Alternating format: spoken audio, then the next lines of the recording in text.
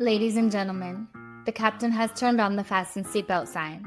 If you haven't already done so, please make sure the volume of this podcast is set perfectly to your listening enjoyment.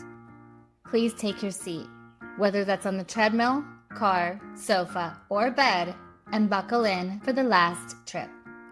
My name is Jamie Beebe, and I'll be your tour guide, recreating someone's last days in paradise. On behalf of myself and everyone behind the scenes, please enjoy the Last Trip podcast. And because nobody likes a long flight to get to where they want to be, let's prepare for takeoff.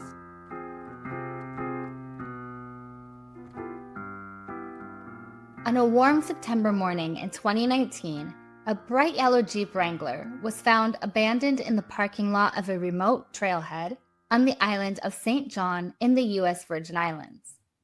Inside, nothing seemed out of place, but the woman who rented it was gone. Lucy Schuhmann, a 48-year-old traveler from Louisville, Kentucky, had come to the island alone, seeking peace, nature, and perhaps a little healing. She checked into her rental near Coral Bay, unpacked her things, and then, one day, simply vanished. Her belongings were still at the rental. Her ID was found in her daypack, sitting near the end of a trail. But despite an intense ground and water search across the island, Lucy has never been seen again. Was it a tragic accident, a deliberate disappearance, or something far more sinister hiding beneath the island's serene surface?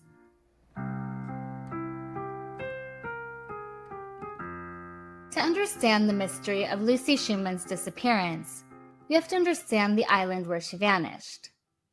St. John is the smallest of the three main U.S. Virgin Islands, and the most secluded.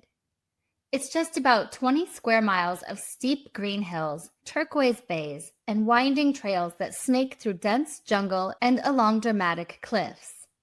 There are no airports here, no big cruise ports. To get to St. John, you have to want to get to St. John.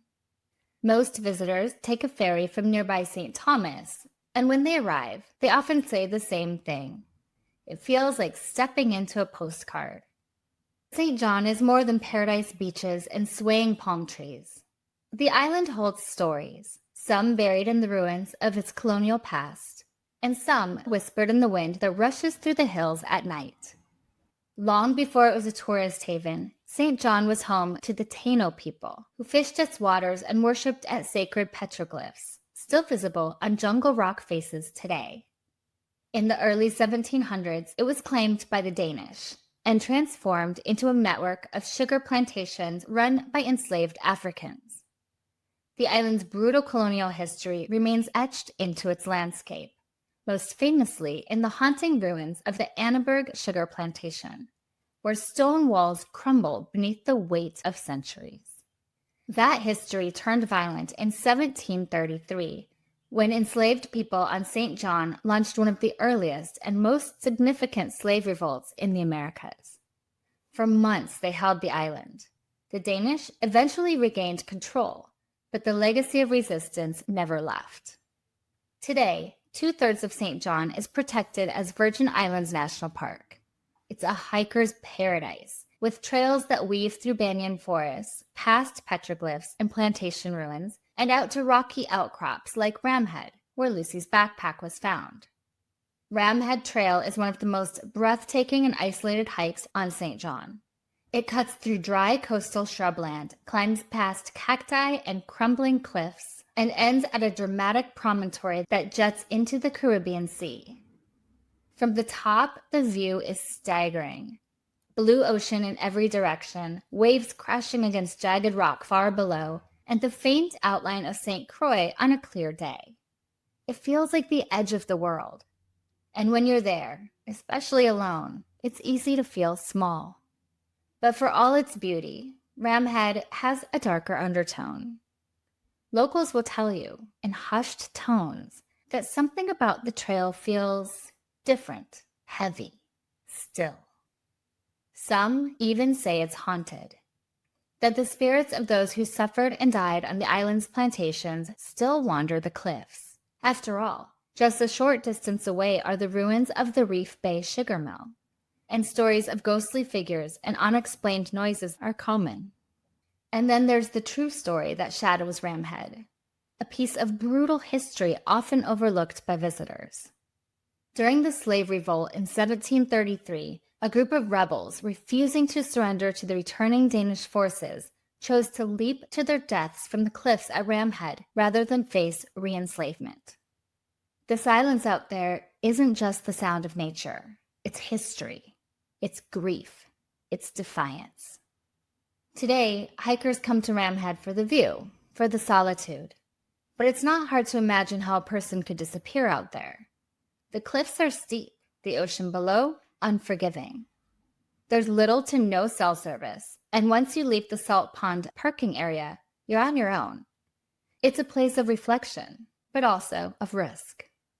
Visitors come to St. John for the nature, the history, the snorkeling and diving in crystal clear waters. But the island still feels wild, remote, unpredictable, and sometimes unsettling. There are local legends too, stories that float around the island, especially after dark. The ghost of a woman in white said to appear near the Reef Bay sugar mill, strange lights spotted on isolated trails. Some say the ruins of old plantations hold spirits that never truly rested. Then there's Bordeaux Mountain, one of the highest points on the island, and a place some locals say has a heavy, watching energy. Others talk about hearing footsteps on empty trails, or voices carried in the wind when no one's around. It's the kind of place that feels magical by day and a little ominous at night. But for all its mystery, St. John has long drawn travelers looking for peace, solitude, and escape. That's what Lucy Schuhmann loved about it. And she was no stranger to the island. She'd been there many times. She knew the trails. She knew the people. It was a place where she felt free. And yet, it's also where she vanished. When you're on St. John, it's easy to forget how wild and unforgiving nature can be. But the island remembers. And sometimes it keeps its secrets. Hello, twisted humans. Do you find yourself wanting to know more about the latest murder, conspiracy, cult, or haunting? Then this is the podcast for you. In 1952, there was a record high of UFOs reported. 1,500 sightings. There has been evidence of human sacrifice, devil worship, and it is haunted by more spirits than can be counted. A family of 2 adults and 2 kids reportedly saw a giant flying thing with glowing red eyes. And meanwhile, the family's nanny that helped Veronica to care for her and Lucian's children was found bludgeoned to death in the basement of their family home. I'm Alicia. And I'm Sierra, and this is Twisted and Uncorked.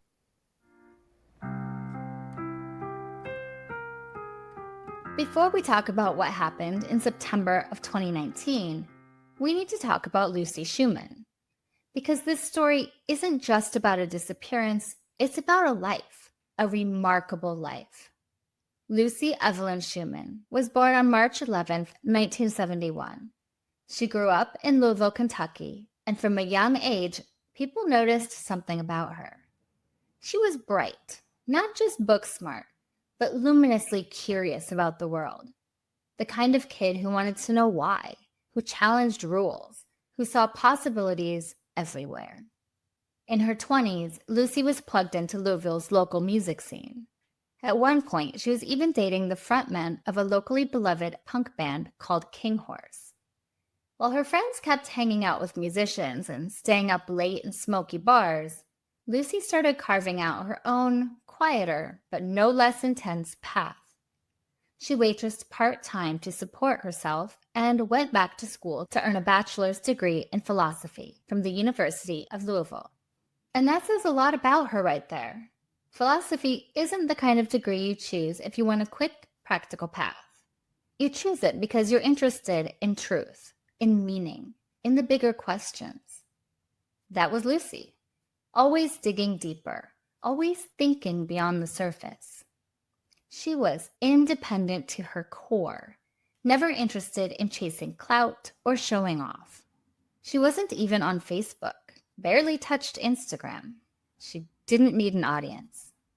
But if you knew her, if you were lucky enough to spend time with her, you knew you were in the presence of someone who just got it.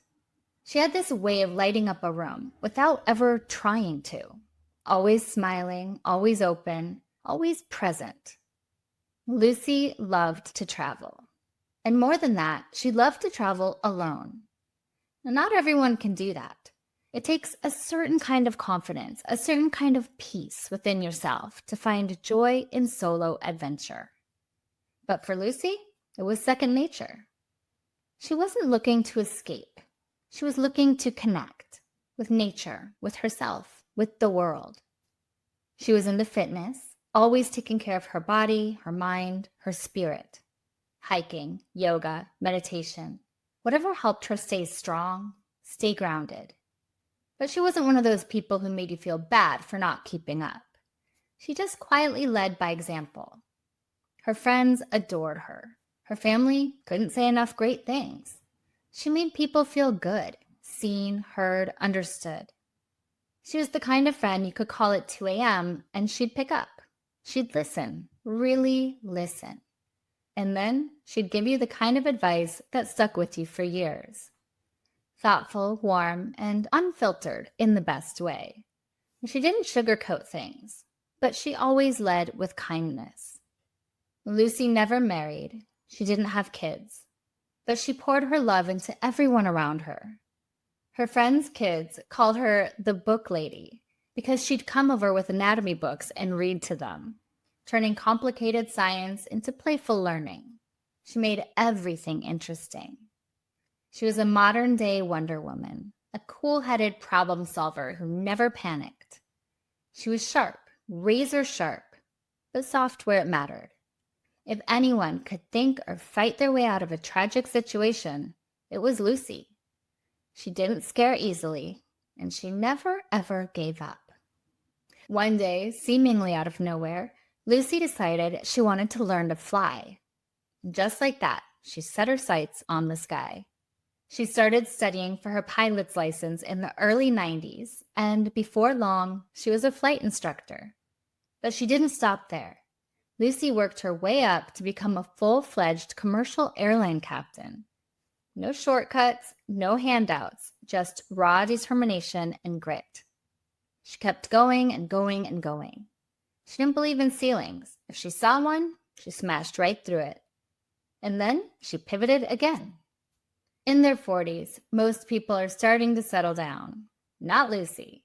That's when she decided to go to medical school at the University of Louisville, the same school where she earned her first degree. She also earned her master's in public health at the same time. Now let me say that again.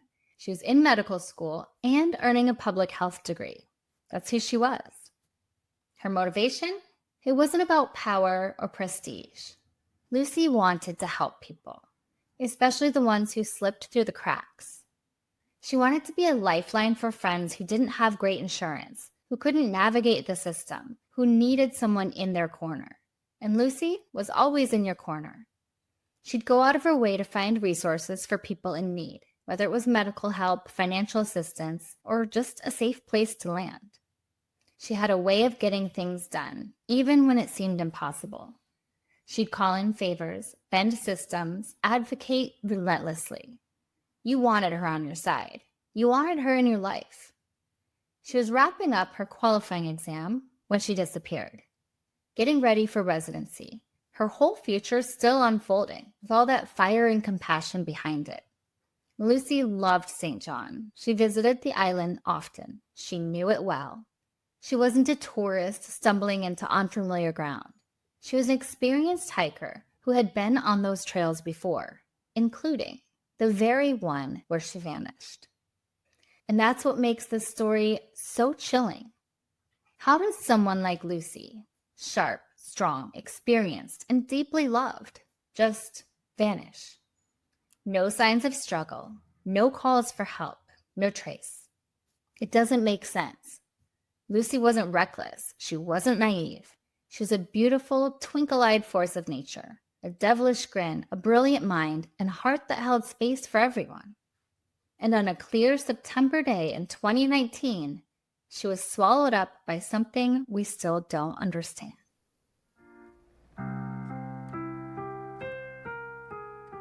Lucy arrived on St. John on Sunday, September 15th, 2019. She'd been to the island many times before. It was a place she loved, a place where she had friends, a place that felt like a second home. She booked a stay in Coral Bay, on the quieter, more rugged side of the island. Her plan was to spend a few peaceful days surrounded by nature, hiking the trails she knew well, and just recharging. She was scheduled to check out on Thursday, September 19th, but she never did. The last confirmed sighting of Lucy was on the morning of Wednesday, September 18th, sometime between 7 and 8 a.m., leaving her rental. She appeared to be heading out for a hike, something she'd done many times before. And then, nothing. When Lucy didn't check out on Thursday, the rental owner became concerned. Her belongings were still in the room, her clothes, her things, even her phone. It didn't look like someone who was ready to leave. It looked like someone who planned to come back. So the rental owner raised the alarms that Lucy was potentially missing. By Friday afternoon, her car rental, a bright yellow Jeep Wrangler, was found abandoned at the Salt Pond trailhead, part of the Virgin Islands National Park on the island's south shore. It's a popular hike, leading to one of St. John's most dramatic viewpoints, Ram Head. For a seasoned hiker like Lucy, it would have been a familiar route. That's when the search began. Park rangers, local police, and volunteer rescuers from St. John Rescue mobilized quickly. From the start, the entire island rallied around Lucy. Word spread fast. This was a small community, and Lucy wasn't a stranger. She had friends here, people who knew her, who cared about her. From the moment her disappearance was reported, the island came alive with the effort to find her. The first major clue came on that same trail, Ram Head.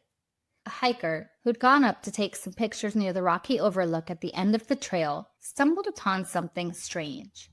A black travel backpack. It was sitting near the cliff's edge, tucked to the right side of the path. Inside were Lucy's belongings. A driver's license from Kentucky, water bottle, glasses, rental Jeep keys, a change of clothing, and a packed lunch. Everything she'd need for a long day hike. Everything except a phone. She left that back at her rental property. Also on the trail, searchers found another identification card, this one belonging to a local woman named Monica. But after looking into it, officials determined that ID had been lost earlier that week on a completely unrelated hike. So all they really had was Lucy's backpack. No signs of struggle, no blood, no broken branches, no obvious fall. Just a backpack, sitting at the edge of a trail overlooking a cliff of rocks. Search crews expanded quickly. On Sunday, September 22nd, just a week after Lucy had arrived on the island, trained teams began combing the southern coast. They searched from land and water. Volunteers, police, and national park staff fanned out across the steep and overgrown terrain. The Ram Head area is breathtaking, but also treacherous. Sharp volcanic rock, cacti, stinging insects, intense heat and humidity, and narrow cliffside trails made the effort grueling. Then came the next complication, weather. Tropical storm Karen approached the Virgin Islands on Monday, and the already dangerous conditions became even more unstable. Search efforts had to be suspended. Trails were blocked by downed trees. Heavy surf made shoreline access nearly impossible. But as soon as the storm passed, the teams resumed. By Wednesday, September 25th, the search expanded to include the most remote and rugged parts of the park. Helicopters circled above. Divers and snorkelers scoured the shoreline and the surrounding waters. Park staff rappelled down steep cliff faces around Ram Head, searching crevices and ledges where a person might have fallen or might be hiding. And that same morning, a tip came into Crime Stoppers. It led investigators to refocus their search around a nearby body of water near the Salt Pond. Now, while it didn't lead to Lucy, it showed that people were still paying attention, still trying, still hoping, and that maybe someone out there knew more than they were letting on. On October 1st, nearly 2 weeks after Lucy was last seen, search dogs were brought to the island. And these weren't ordinary dogs. One was trained specifically in detecting human remains. The next day, October 2nd, after thousands of combined hours and exhaustive coverage of both land and sea, the National Park Service made a difficult decision. The active search would be scaled back. From that point on, it would shift to what they called limited continuous status. That meant the effort wouldn't stop, but it would no longer be all hands on deck every hour of the day. There were simply no new clues, no new direction, nothing to go on. The search up until that point had been nothing short of extraordinary. Over 2,000 hours were logged by professionals and volunteers. Teams came in from across the country. The National Park Service sent climbing rangers from Grand Teton, Shenandoah, the Great Smokies, and other national parks. Ropes were used to descend into hard-to-reach places along cliffs. Divers swam into the treacherous surf, searching caves and coral shelves. The U.S. Geological Survey sent a drone team to map and scan the area from above. Local volunteers worked side by side with federal agents and rescue specialists, risking injury to find a woman they may or may not have known, but who they refused to forget. And through all of it, one question remained. Where is Lucy Schuhmann? What could have happened on that familiar trail in broad daylight to someone so smart, so capable, so prepared? Did she fall? Was it an accident? Or is there something darker lurking beneath this island paradise? Lucy's disappearance remains unsolved, and her story doesn't fade because people gave up. It fades because the island gave nothing back.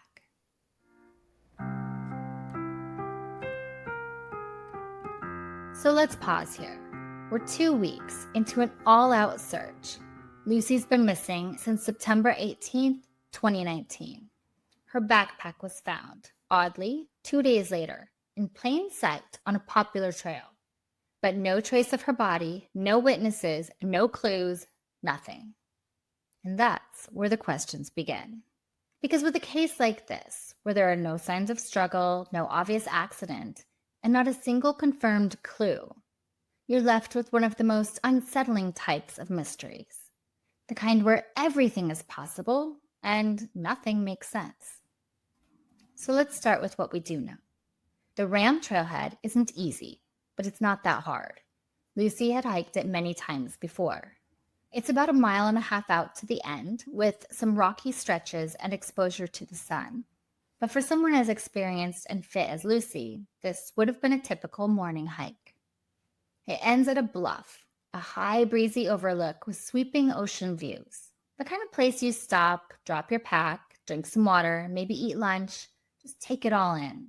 And that's exactly where her backpack was found. One theory suggests Lucy simply slipped or fell while walking around that rocky point. It's exposed, uneven terrain, and accidents do happen. But authorities have publicly said they don't believe that's what happened, because if she had fallen, there's a very good chance her body would have been found. Most of the area below the trail isn't water, it's jagged rock, sharp, unforgiving volcanic stone. There's nowhere for a body to just disappear. No caves, no crevices that haven't already been searched. It's not a deep ocean right there, not the kind of place where you vanish into the sea.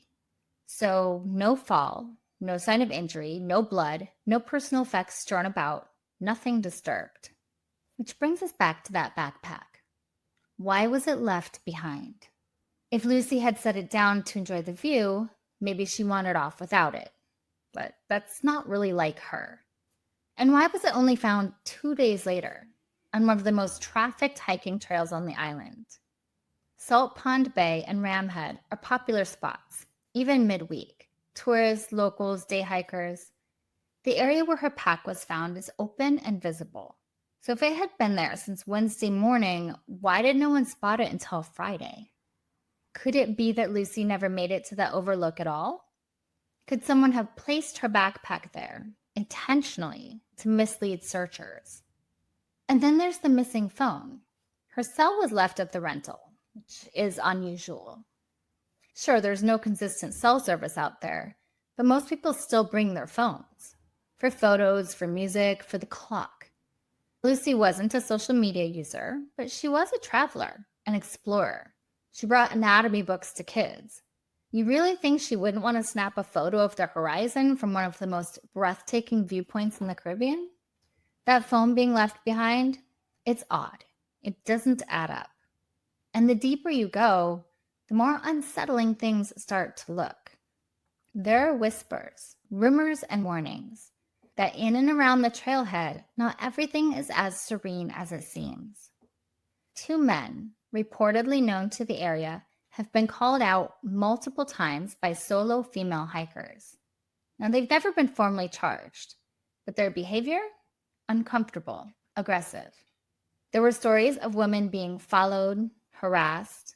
One woman reported being grabbed by the wrist. Another said a man jumped out at her on the trail. Someone else recalled a man waving a machete. There were mentions, by name, given to park officials about individuals who made women feel threatened.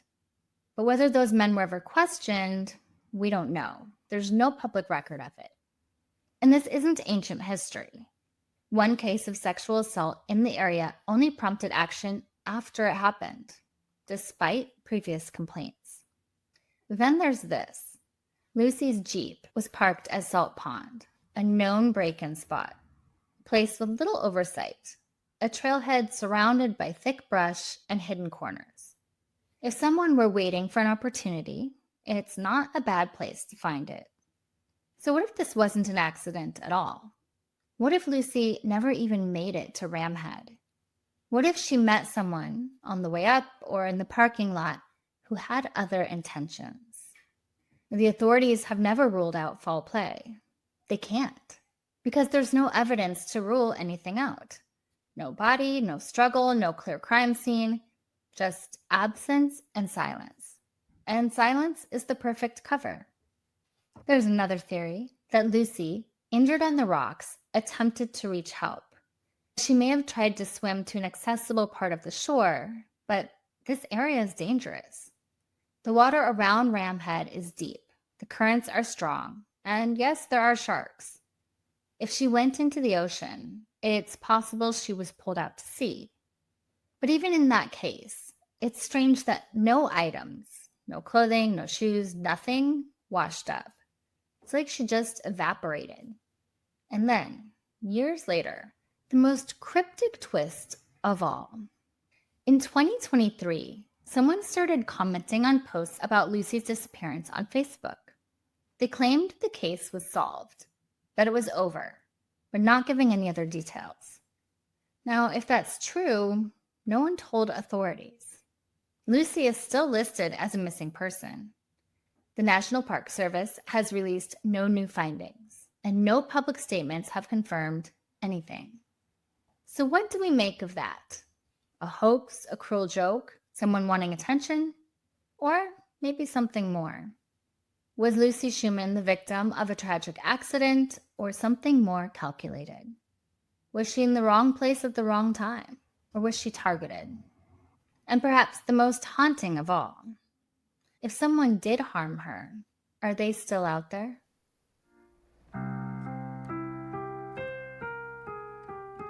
Lucy's disappearance left so many questions and not nearly enough answers.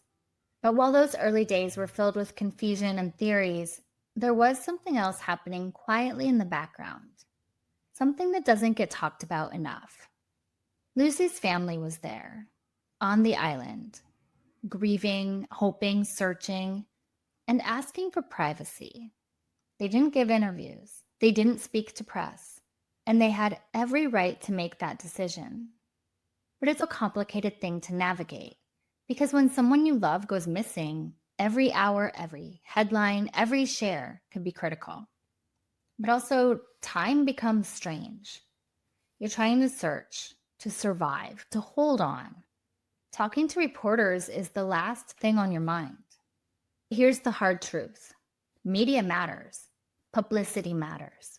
It's uncomfortable, it's messy, and it feels invasive, but it matters. In those early hours, in those first couple days, getting the word out to the right people could mean the difference between a recovery and a cold case. If public speaking is too painful or overwhelming, and honestly for most families it is, appointing someone to speak on your behalf can be a game changer. A friend, a cousin, a volunteer advocate, someone who can get the word out, keep the media engaged, and make sure your loved one's story is still being told. Because media coverage matters. Park staff said they were in close contact with Lucy's family. A close relative flew to St. John, met with volunteers, and even left a handwritten note thanking those involved. We are grateful for your dedication and generosity of spirit in the search for Lucy. Your selflessness and kindness will always be remembered. As time passed and leads faded, questions began to bubble up online, especially in Facebook groups. Some people wondered if Lucy's family had given up too soon. Others speculated that maybe they knew something the public didn't. That's the brutal reality of a missing persons case. Silence gets filled with speculation. Pain gets misread as distance. And every choice the family makes is scrutinized by strangers who weren't there. And we shouldn't rush to judge. Grief looks different for everyone. We also don't know what Lucy's family was told or what they were dealing with. We know what you can do if someone you love ever goes missing in a remote area or while traveling. It starts by acting fast, contacting the local authorities. Don't wait. There's no 24-hour rule for filing a missing person report. That's a myth. Time is precious. Start by calling local law enforcement, park rangers, resort security, anyone in the area who can begin looking immediately. Don't rely on digital flyers or hashtags alone. Reach out to local media stations, tourist boards, and community Facebook groups. These online communities, especially in places like St. John, are incredibly tight-knit. People watch out for each other, and the moment they know someone's missing, they'll join the search. When you're creating a missing person flyer, make it easy to share. Include a clear, recent photo, ideally where your loved one is smiling and their face is unobstructed. Add their full name, any nicknames they respond to, and the last time and place they were seen. Be specific. What they were wearing, what they were carrying, whether they were on foot or had a vehicle. Include physical details like height, hair color, eye color, and any unique features. Finally, provide a phone number people can call, one for police or the investigating agency, and one for a family member or point of contact. Also, give this some thought. What contact info do you want to use for yourself? It's best to use a specific email that is only for this purpose, that you can share login info for. It can feel like information overload in a time where your mind is barely functioning, but every detail helps. Because somewhere, someone may have seen something, and they may not even realize it until they see that flyer. For travelers, especially solo travelers, there are things we can all do to stay safer. First and foremost, always tell someone where you're going. Whether you're hiking for an hour or heading off on a day-long adventure, leave a note, send a text, check in. Let someone know your plans. Don't rely on cell service. In remote places like St. John, it can be spotty or non-existent. But that doesn't mean you should leave your phone behind. Even without service, it's still a flashlight, a map, a camera, and an emergency tool. Take it with you. Start your hikes early. Leave plenty of daylight. Stick to established trails. Pay attention to your surroundings. And most importantly, listen to your gut.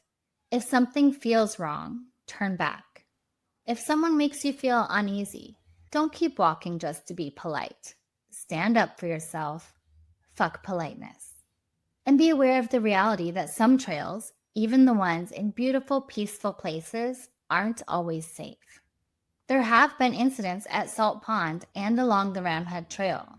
Women followed, men hiding along the paths. This doesn't mean you shouldn't hike. It doesn't mean you shouldn't travel. But it does mean we all need to be smarter, more cautious, and better prepared. Lucy was all of those things, Smart, experienced, prepared. And yet she still vanished. And that's what makes this case so hard, so haunting. And my number one tip to staying alive on vacation is to pay attention to your gut. If something doesn't feel right, it isn't.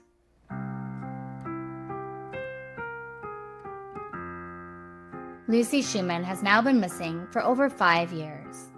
Her case remains open. Her name is still listed in national and local databases, and the people who knew and loved her, they haven't stopped thinking about her, not for a single day. She was 48 years old when she disappeared. Smart, strong, kind, and full of life. Today, she would be 54. Lucy is white, 5'8", about 130 pounds, with blonde hair, blue eyes, and an athletic build. She was last seen on the morning of Wednesday, September 18th, 2019, leaving her rental in Coral Bay on the island of St. John in the U.S. Virgin Islands. She was driving a bright yellow, rented Jeep Wrangler with the license plate number JAR-693. That Jeep was later found parked at the Salt Pond trailhead. Her backpack was discovered 2 days later near the rocky overlook at the top of Ramhead Trail. But Lucy was never seen again. No matter how much time passes, someone out there may still know something. Maybe it's a conversation they overheard, a person they saw on the trail, a detail they didn't think was important at the time. Sometimes the smallest things are the keys that unlock everything. If you or anyone you know has information about the disappearance of Lucy Schuhmann, please call the National Park Service tip line at 866-995-8467. You can remain anonymous, but your voice might be the one that finally helps bring Lucy home.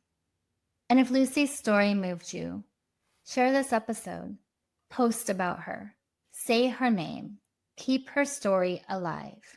Because Lucy deserves answers. Her loved ones deserve closure. Until that happens, her case is not over.